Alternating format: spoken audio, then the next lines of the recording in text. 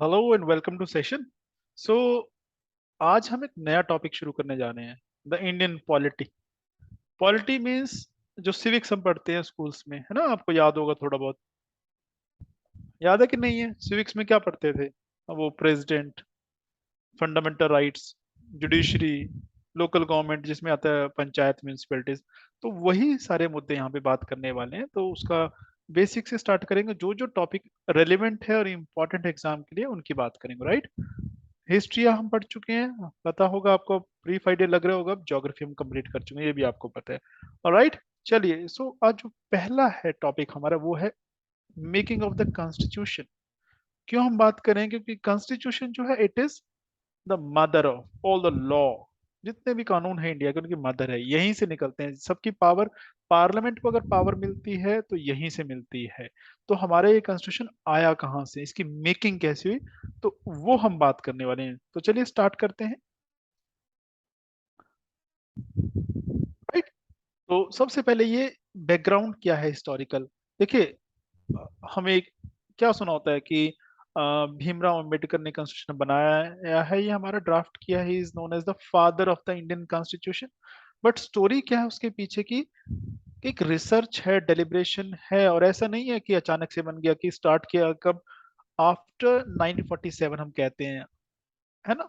बिल्कुल ठीक है, उस टाइम स्टार्ट किया गया था। जो असेंबली थी, जो इलेक्शन हुए थे, थोड़ा बहुत अगर आपको याद आ रहा हो हिस्ट्री में, कि कैबिनेट मिशन आया था, कैबिनेट मिशन, और उन्होंने डिमांड की थी, तो हमने क्या बनाया था? कंस्टिट्यूंट असेंबली बनाने की बात हुई थी, जिसमें जो मुस्लिम लीग थी उसने ज्वाइन नहीं किया, और हमारी असेंबली स्टार्ट हो गई, जिसमें जो द राजेंद्र प्रसाद, वो उसके प्रेसिडेंट बने थे। ऐसा ही है, और वो बाद में इंडिया के भी प्रेसिडेंट बने, ये हमने थोड़ा सा देखा था, राइट?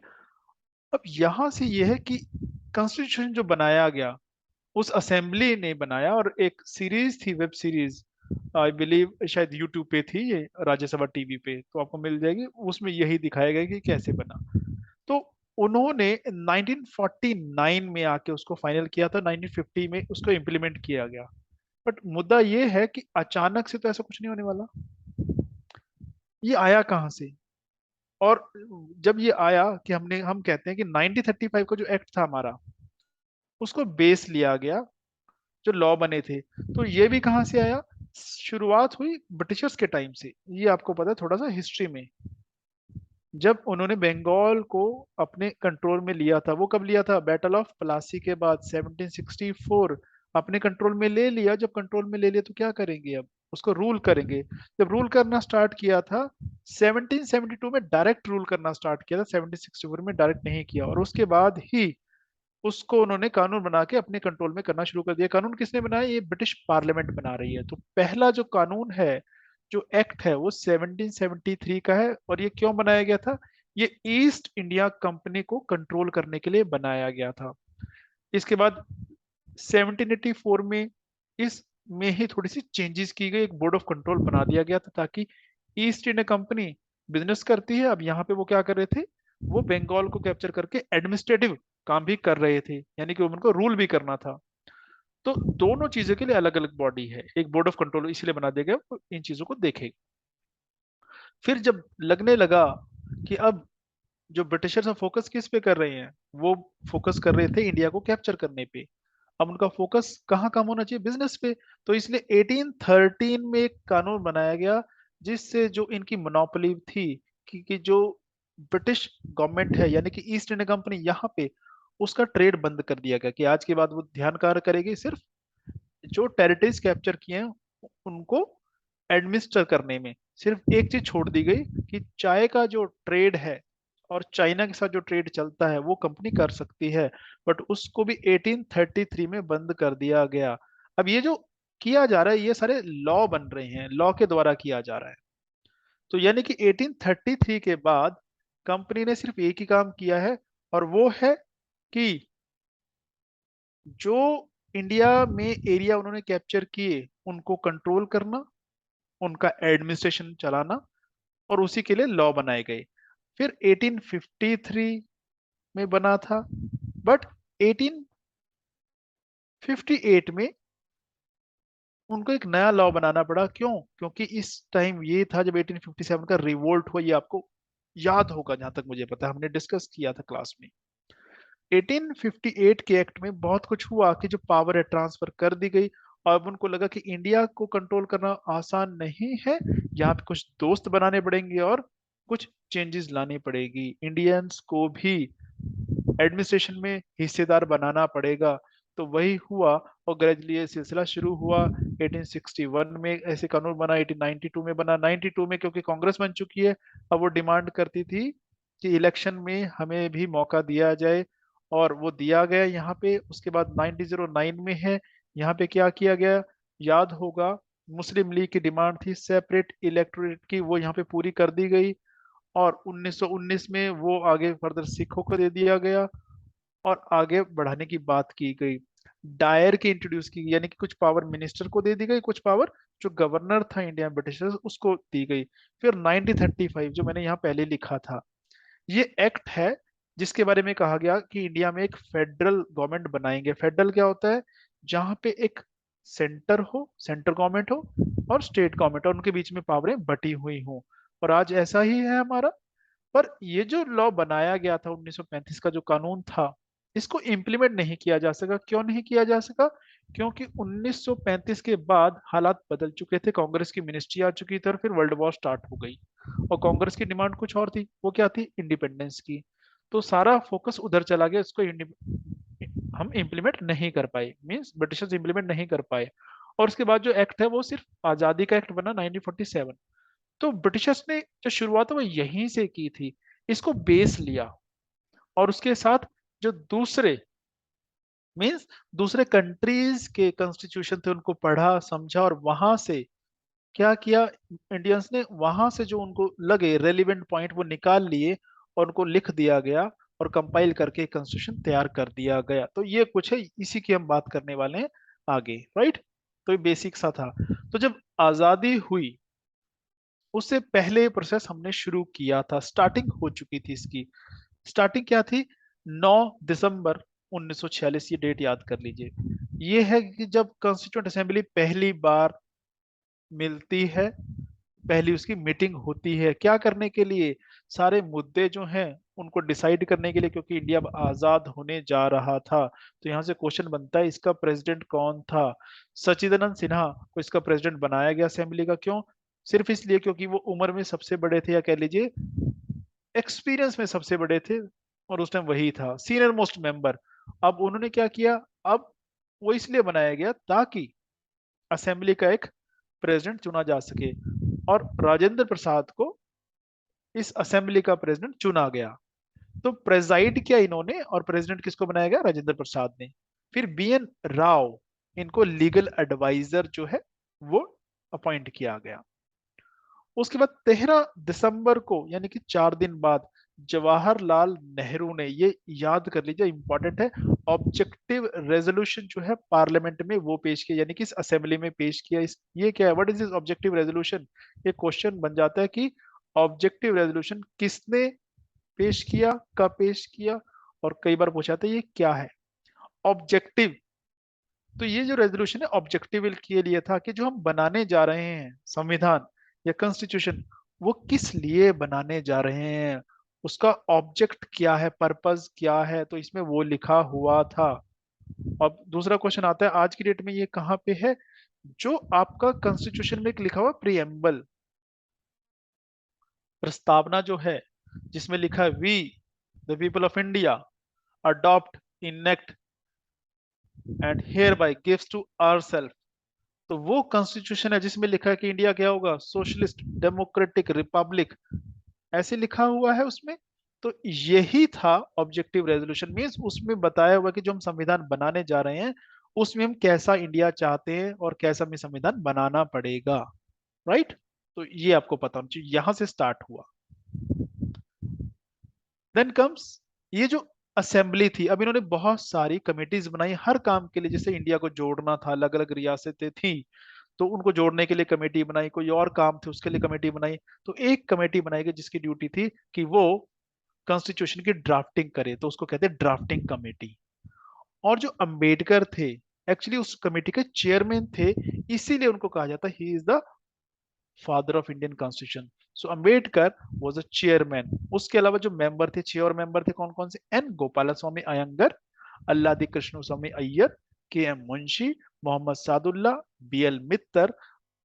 उनकी जगह पे आ गए थे एन माधवराव और डीपी खैतान। इनके डेथ के बाद आ गए थे टीटी कृष्णचारी। तो ये नाम आपको ध्यान रखने पड़ेंगे, एग्जाम में आ सकते हैं बिल्कुल। फिर कितना टाइम लगा? 2 साल 11 महीने 18 दिन लगे कॉन्स्टिट्यूशन को ड्राफ्ट करने में। और उन्होंने 26 नवंबर को 1949 को 1949 को कब शुरू किया था? शुरू किया था 1946 में कह लीजिए। और अब आके क्या हुआ? 2 साल 11 महीने 18 दिन में आके कॉन्स्टिट्यूशन तैयार हुआ। सो यहाँ पे कॉन्स्टिट्यूशन अडॉप्ट किया गया है। तो 26 नवंबर 1949 was the day when it was adopted। adopted का मतलब क्या है? कॉन्स्टिट्यूशन तैयार करके पार्लियामेंट में पेश किया गया और जितने मेंबर्स थे सबने इसको साइन कर दिया कि यस हम अग्री करते हैं, इस कॉन्स्टिट्यूशन पे हमारी कोई ऑब्जेक्शन नहीं है। हमने अडॉप्ट कर लिया बट एनफोर्स नहीं किया, क्योंकि जो हम जो बात करते हैं वो तो 26 जनवरी है ना भाई। 26 जनवरी क्या है? अब यहाँ पे कंफ्यूजन है कि 26 जनवरी और इसमें दोनों में फर्क क्या? दोनों तो 26 ही हैं, बट एक 1950 और एक कब है? 1949, 949। फर्क क्या है? यहाँ पे हमने अडॉप्ट किया है, अपनाया है, और यहाँ पे लागू किया है। बट कुछ ऐसी चीजें थी जिनके लिए वेट नहीं किया जा सकता था। तो ये वो चीजें हैं जो यहाँ मेंशन है। 16 आर्टिकल्स हैं जो जिस दिन हमने कॉन्स्टिट्यूशन अपनाया, अडॉप्ट किया, उसी दिन उनको लागू कर दिया गया था। ये कोई नहीं पूछेगा वो कौन कौन सी थी। राइट? बस इतना आपने याद रखना कि कुछ प्रोविजंस जिस दिन हमने अडॉप्ट किया, द डे ऑफ अडॉप्शन, उसी दिन इसको क्या कर दिया गया था? लागू कर दिया गया था। बट जो पूरा कॉन्स्टिट्यूशन है वो 26 जनवरी 1950 को लागू हुआ है। अब कई बार क्वेश्चन आया था वो 26 जनवरी क्यों उन्होंने उसी दिन सेम डे क्यों नहीं लागू किया? क्योंकि आपको याद होगा जो पहला आजादी दिवस है, फर्स्ट इंडिपेंडेंस डे, हमने कब सेलिब्रेट किया? 1930 को किया। तो इसीलिए कि उसको हमने आजादी बोला था, तो अब जो आजादी वो असली तब है जब हमारे पास कॉन्स्टिट्यूशन आ गया, रिपब्लिक गवर्नमेंट बन गई है, डेमोक्रेटिक गवर्नमेंट बन गई है। तो 26 जनवरी 1950 इसलिए चूज किया गया, 26 जनवरी 1950। राइट? तो यहां से ऐसे हमारे पास ये आया है। फिर सवाल आता है अब कॉन्स्टिट्यूशन के अंदर है क्या? देखिए इसके अंदर 22 पार्ट, अब देख लेना, अब शायद 24 ना हो गए हो, 395 आर्टिकल्स और 12 शेड्यूल्स हैं। अब ये कहते हैं ज्यादा नहीं हो गए होंगे? यस, ये है नंबरिंग, जो उसकी नंबरिंग होती है।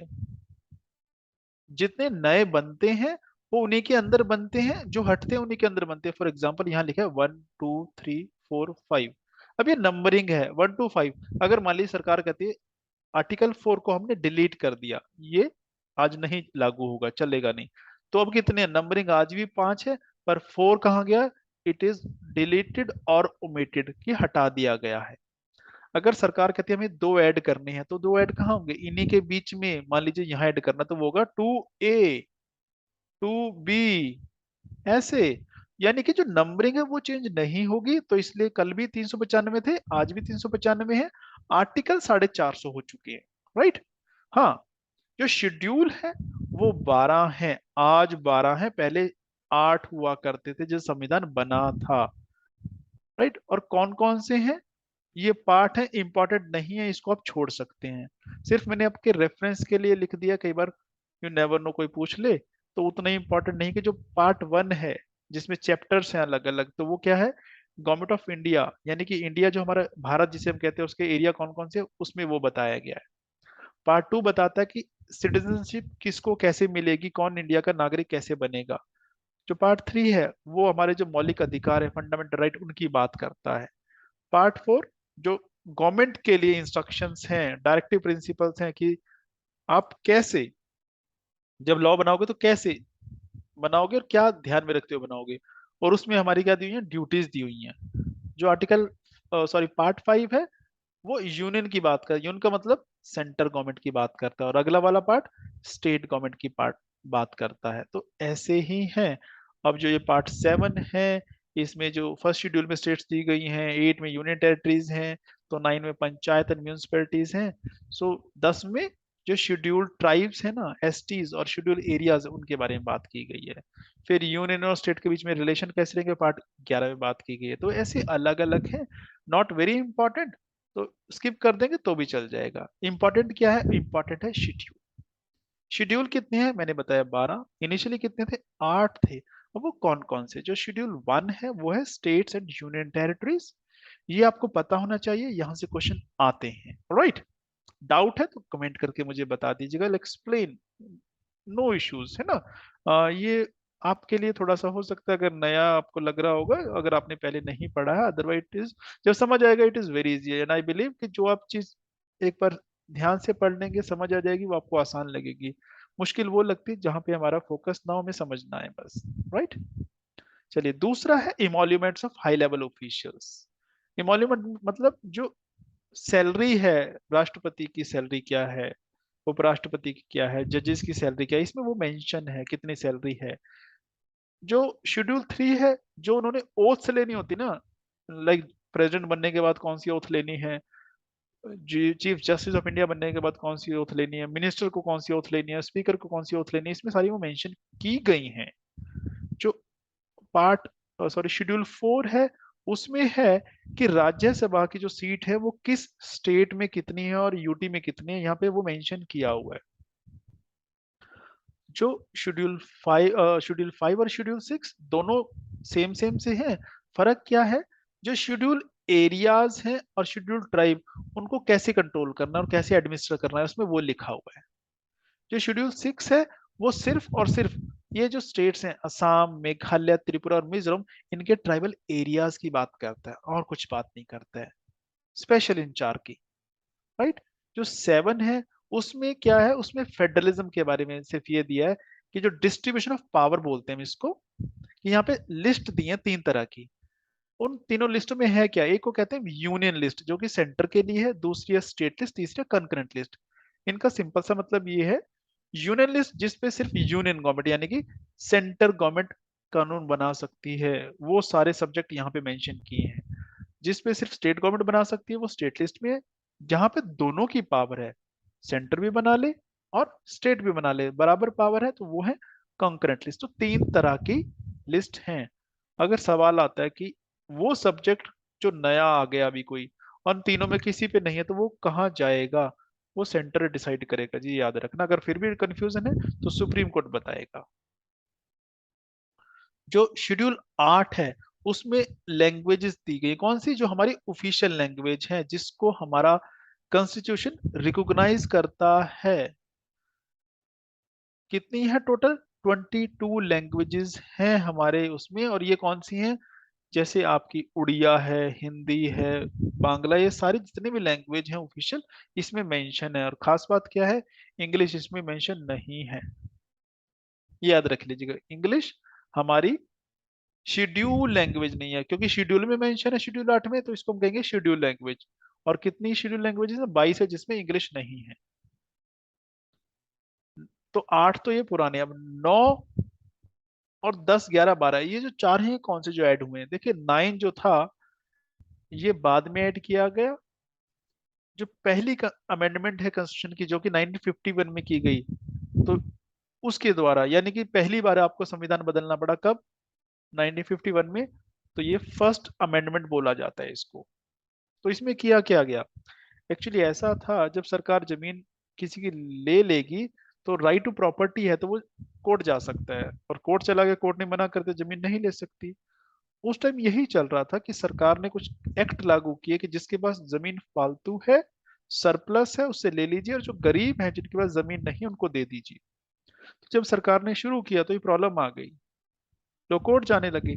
तो सरकार ने क्या किया, ये संविधान में बदल दिया, कोर्ट ने लिख दिया कि अगर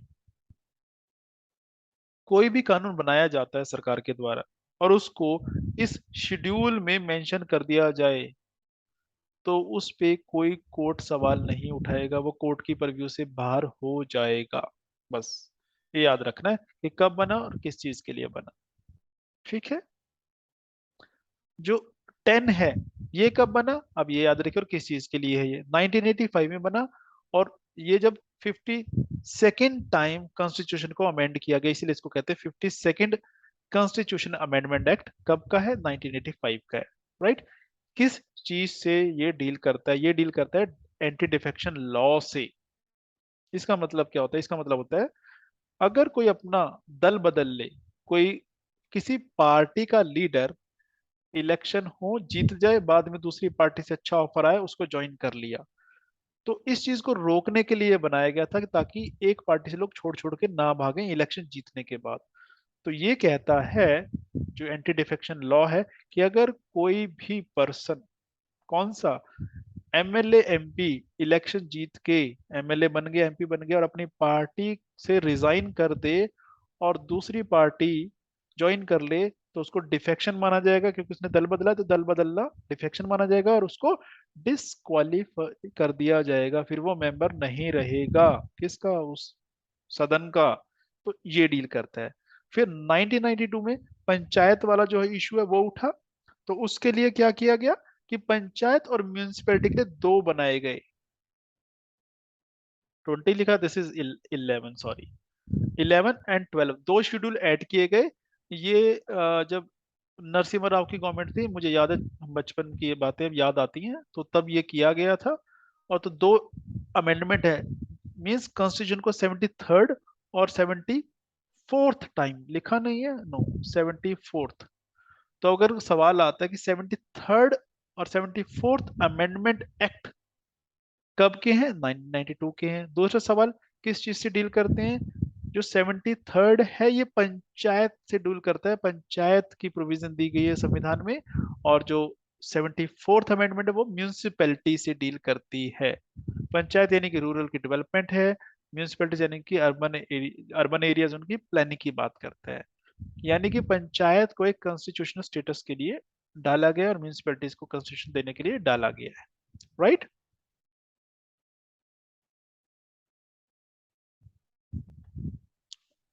उसके बाद आता है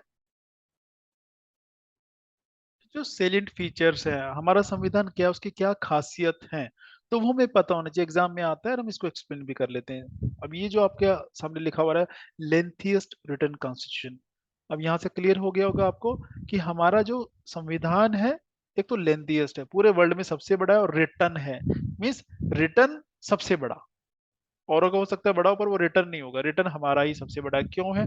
395 आर्टिकल्स हैं। सबसे छोटा किसका है? आपको पता है, यूएसए का है। और किसका लिखा ही नहीं हुआ? ब्रिटेन का है, जो लिखा नहीं हुआ है, ऐसे कहा जाता है, अनरिटन का कॉन्स्टिट्यूशन है। ये चीज आपको पता होनी चाहिए। दूसरा जो फीचर है वो है बोरोड, यानी कि हमारा अपना नहीं है ये, वो मैंने आपको पहले ही बताया। हमारा क्या था? वो भी ब्रिटिशर्स ने बनाया था, 1935 का एक्ट। उसमें आपने कुछ जापान सा का पढ़ा, उसका कुछ डाल दिया। आपने यूएसए का पढ़ा, उसका कुछ डाल दिया। आयरलैंड का पढ़ा, उसका कुछ डाल दिया। और साउथ अफ्रीका का पढ़ा, उसका कुछ डाल दिया। और रशिया का पढ़ा, उसका कुछ डाल दिया। तो सबका उठा उठा के, मीन्स सबसे उधार ले लेके डाल दिया। तो हमारा क्या, बोरोड कॉन्स्टिट्यूशन है, हमारा अपना नहीं है। कनाडा से भी उठाया, बहुत जगह से उठाया है, जर्मनी से भी उठाया है। Rigid as well as flexible. Rigid मतलब जैसे हमारी चीज, हमारे संविधान में ऐसी चीजें हैं कि जिसको बदल ही नहीं सकते। अगर बदलना है तो कम से कम 66% जो एमपी हैं पार्लियामेंट के, वो उसको यस करेंगे तो बदलेगा, जो कि आसान नहीं है, इतनी मेजोरिटी हर एक पार्टी के पास नहीं होती। और साथ में फ्लेक्सिबल, ये क्या है? कुछ ऐसी ही चीजें हैं संविधान में, जैसे किसी स्टेट की बाउंड्री बदलनी है, किसी स्टेट का नाम बदलना है, इसको कि जितने भी लोग बैठे हैं ना, उसका 50% +1, बस, यानी कि उसका हाफ, बस। कितने, जितने लोग बैठे हैं, अगर मान लीजिए सदन में आज 200 लोग मौजूद हैं तो 101 लोग हाँ कर देंगे, चलेगा। यहाँ पे ऐसा नहीं होगा। सदन की कितनी है? 545 लोग हैं यहाँ पे। अब लगा लीजिए कितने हो गए, इसका 66%, कितने हो गए? रफली अगर देखा जाए 310-15 लगा लीजिए, तो यहाँ पे मिनिमम इतने चाहिए और 100, फर्क है ना। तो एक तरफ हम बहुत रिजिड भी हैं और एक तरफ बहुत फ्लेक्सिबल भी हैं।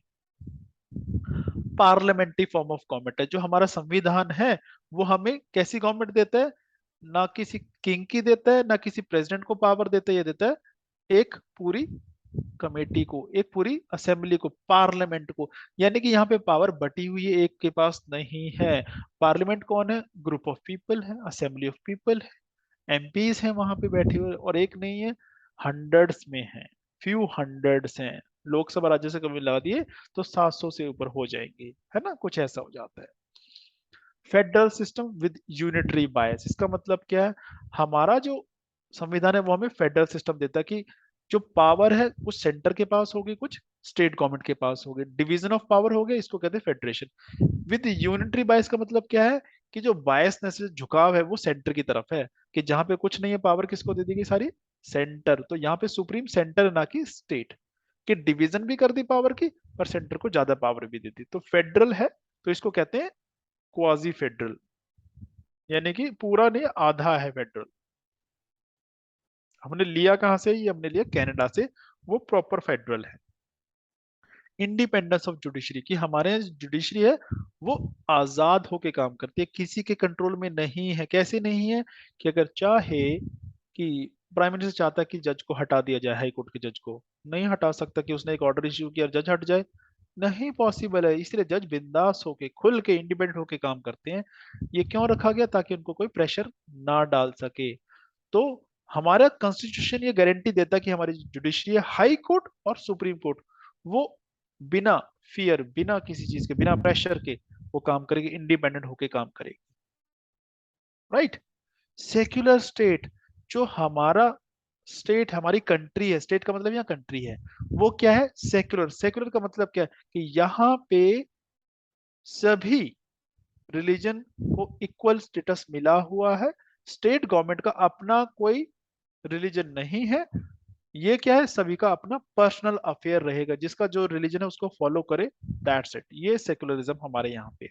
सिंगल सिटीजनशिप, ये हमारे यहाँ पे, दूसरी जगह पे ऐसा नहीं होता है हर जगह। जैसे अमेरिका में दो सिटीजनशिप होती है, एक अमेरिका की पूरे की, दूसरा जहां पे जिस स्टेट में लोग रहते हैं, कि अगर वो टेक्सास का है तो एक सिटीजनशिप उसके बाद टेक्सास की होगी, दूसरी यूएसए की होगी। हमारे यहाँ पे अगर कोई पंजाब से है या यूपी से, कहीं से भी हो, दोनों कहाँ के सिटीजन है? इंडिया के। तो एक ही सिटीजन हमारे यहाँ मिलती है, सिंगल सिटीजनशिप। और ये प्रोविजन है कि अगर कोई इंडियन बाहर की जाके सिटीजनशिप ले ले, तो सरकार कहती है हम उसको खत्म कर देंगे। ये भी आप याद कर लीजिए कि हम सिर्फ इंडियन को अलाउ करते हैं। अगर इंडिया के पर्सन कोई बाहर जाकर सिटीजनशिप ले ले, तो दो वो भी उसको अलाउ नहीं होंगी। दूसरा फीचर है यूनिवर्सल एडल्ट फ्रेंचाइज। इसका मतलब क्या है? यूनिवर्सल लेवल पे हमने कि सभी के लिए एक चीज कर दी, कि कोई भी है जिसकी एज 18 से ऊपर है, वो वोट डाल सकता है। ये है यूनिवर्सल। कि अंग्रेजों के टाइम में ऐसा नहीं था, यूनिवर्सल नहीं था, लिमिटेड था। अब हमने ओपन कर दिया सभी के लिए, जो आ सकता है आइए और अपना वोट डालिए। इमरजेंसी प्रोविजंस, कि कुछ ऐसी हमने प्रोविजंस बनाई हुई हैं कि जब जरूरत पड़े तो आप उनको अप्लाई करके जो चाहे वो कर सकते हैं। ये प्रोविजन हमारे यहाँ, जैसे नेशनल इमरजेंसी है, स्टेट इमरजेंसी और फाइनेंस की। अगर नेशनल इमरजेंसी लगानी पड़ी तो पूरे इंडिया का कंट्रोल किस पे आ जाता है? पार्लियामेंट के पास आता है, और सारे स्टेट्स को दबा दिया जाता है। तो उस टाइम इंडिया में सिर्फ एक इंडिया कंट्री होता है, ना कि स्टेट्स होंगी। तो उस टाइम ना कोई पंजाब होगा, ना हरियाणा, ना हिमाचल, बस एक पूरा इंडिया होगा। तो ऐसा हो जाता है हमारे यहाँ पे। इंडिपेंडेंट बॉडीज है हमारे यहाँ पे, मीन्स कुछ ऐसी चीजें हैं जिसको कोई प्रेशर नहीं डाल सकता, वो किसी के कंट्रोल में नहीं है। जैसे आप मान लीजिए इलेक्शन कमीशन है, मतलब वो किसी के अंडर नहीं है कि उनको हाई कोर्ट कुछ कहेगा, नहीं, वो खुद एक अपने आप में कोर्ट है। तो ऐसी बॉडीज हमारे यहाँ पे पाई जाती हैं, है ना। थ्री टीयर गवर्नमेंट, के जो हमारी गवर्नमेंट है तीन लेवल पे काम करती है, सेंटर पे, स्टेट पे, और तीसरा है डिस्ट्रिक्ट पे, जिसको कहते हैं लोकल लेवल। लोकल पे यहाँ कौन सी है? म्यूनिसिपैलिटीज, म्यूनिसिपैलिटी, और एक है पंचायत। तो ये क्या है? यहाँ पे पावर बटी हुई है, इसकी पावर इसके पास और इसकी पावर इसको दी हुई है, कि लोकल लेवल पे पंचायत काम कर लें। राइट। तो ये चीजें हैं जो आपको पता होनी चाहिए इस पर्सपेक्टिव से। और भी चीजें जो हम बात करने वाले हैं आगे। अब जैसे सोर्स ऑफ द कॉन्स्टिट्यूशन है, ये आपको पता होना चाहिए, this is important. Yes, question आते हैं। जो अभी हम बात करते हैं वो बोरोड कॉन्स्टिट्यूशन है। तो अब ध्यान रखिए क्वेश्चन क्या है, बस अब ये याद करने वाला है कि गवर्नमेंट ऑफ इंडिया एक्ट से क्या लिया था, फेडरल स्ट्रक्चर हमने लिया था, हमारा फेडरल होना चाहिए। जो गवर्नर का ऑफिस है इसकी प्रोविजन हमने वहीं से उठाई, जुडिशरी की वहीं से उठाई। जो पब्लिक सर्विस कमीशन होते हैं, जो जैसे पीपीएससी पेपर ले रही है, इसकी प्रोविजन वहीं से। इमरजेंसी की प्रोविजन वहीं से ली। ब्रिटेन से हमने क्या लिया, उनका जो सिस्टम था अंग्रेजों का, जो वही यहीं से वही कहे पार्लियामेंट्री फॉर्म ऑफ गवर्नमेंट हमने ले लिया, हमारी भी पार्लियामेंट है। उसके बाद रूल ऑफ लॉ, कि जो यहाँ पे कानून चलेगा या जो रूल चलेगा वो कानून का चलेगा, किसी एक इंडिविजुअल का नहीं चलेगा। Single citizenship. फिर लेजिस्लेटिव प्रोसीजर की जो बिल पास होंगे कैसे होंगे। बाई कैमरलिज्म, कि दो हाउस होंगे, लोकसभा और राज्यसभा, ये अंग्रेज करके गए थे वही है बेसिकली, और कुछ नहीं है। अमेरिका से हमने क्या लिया, फंडामेंटल राइट लिए हैं। उन्होंने अपने लोगों को हक दिए, वो हमने भी दिए, मौलिक अधिकार जिनको कहते हैं। इलेक्टोरल कॉलेज किसका, प्रेसिडेंट का, कि इलेक्शन कैसे होगा, उसमें कौन कौन पार्टिसिपेट कर सकता है, हमने प्रेसिडेंट के लिए वहां से लिया। इंडिपेंडेंस ऑफ जुडिशरी, ये हमने यूएसए से सीखा कि जो जुडिशरी उसको आजाद कीजिए, जुडिशरी को अपना काम करने दीजिए। राइट। ऑस्ट्रेलिया से हमने क्या लिया, ऑस्ट्रेलिया से हमने लिया कि जो लोगों को ट्रेड की, कॉमर्स की आजादी दीजिए, जो चाहे वो बिजनेस करे, कोई लिमिट नहीं होनी चाहिए। कॉन्ग्रेंट लिस्ट का जो आइडिया ये हमें ऑस्ट्रेलिया से मिला। Joint sitting of to houses जो हम कराते हैं कि लोकसभा राज्यसभा को एक साथ बुला लेते हैं अगर कोई बिल पास कराना हो, ये हमने ऑस्ट्रेलिया से सीखा, वहां से हमने बोरो किया। आयरिश या आयरलैंड से क्या लिया, जो डीपीएसपी हैं, मतलब जो सरकार लॉ बनाए तो इन चीजों को ध्यान में रखो, वो इंस्ट्रक्शन इसमें, वो डायरेक्शन इसमें है। राज्यसभा में कुछ लोगों को सरकार नॉमिनेट कर देती है प्रेसिडेंट के द्वारा, तो वो हमने आयरलैंड से सीखा। प्रेसिडेंट का इलेक्शन कैसे होना चाहिए, वो हमने आयरलैंड से सीखा, या वहां से बोरो कर लिया। कनाडा से क्या सीखा, कि जो फेडरेशन है वो ऐसा होना चाहिए जहाँ पे सेंटर को स्ट्रॉन्ग कर सके। Advisory jurisdiction of the supreme court, की सुप्रीम कोर्ट कुछ केसेस में प्रेसिडेंट ऑफ इंडिया को एडवाइस दे सकता है, ये हमने कनाडा से लिया, वहां पे ऐसा होता है। जर्मनी से हमने क्या लिया, कि जो आप इमरजेंसी लगाते हैं उस टाइम आपके जो मौलिक अधिकार है, फंडामेंटल राइट, उनको रोक दिया जाए, वो नहीं मिलेंगे आपको। ये हमने जर्मनी से सीखा कि वहां प्रोविजन थी, हमें लगा अच्छी है तो हमने बोरो कर ली। यूएसएसआर, जिसको आज रशिया कहते हैं, वहां से हमने जो ड्यूटीज हैं, फंडामेंटल मौलिक कर्तव्य, वो हमने वहां से सीखे। फ्रांस से क्या लिया, जो आइडिया रिपब्लिक का, लिबर्टी का, इक्वालिटी, फ्रेटर्निटी, भाईचारा, बराबरी, ये जो ना आजादी, ये सब हमने फ्रांस से लिया। जब फ्रेंच रेवोल्यूशन आया था, ये वो आइडिया जो सारी तरफ फैले और हमने ले लिया आज। साउथ अफ्रीका से हमने क्या लिया, कि कॉन्स्टिट्यूशन को कैसे बदलना है, अमेंड कैसे करना है, वो उसका प्रोसीजर क्या होना चाहिए, वो यहाँ से लिया। जो राज्यसभा के मेंबर, उनका इलेक्शन कैसे होगा, वो यहाँ से लिया। जापान से क्या लिया, प्रोसीजर इस्टेब्लिश्ड बाय लॉ, ये एक तरीका है कि आपको कुछ करना है, कि लॉ क्या कहता है, एक प्रोसीजर इस्टेब्लिश कीजिए और उसके अकॉर्डिंग काम कीजिए, तो ये हमने जापान से लिया।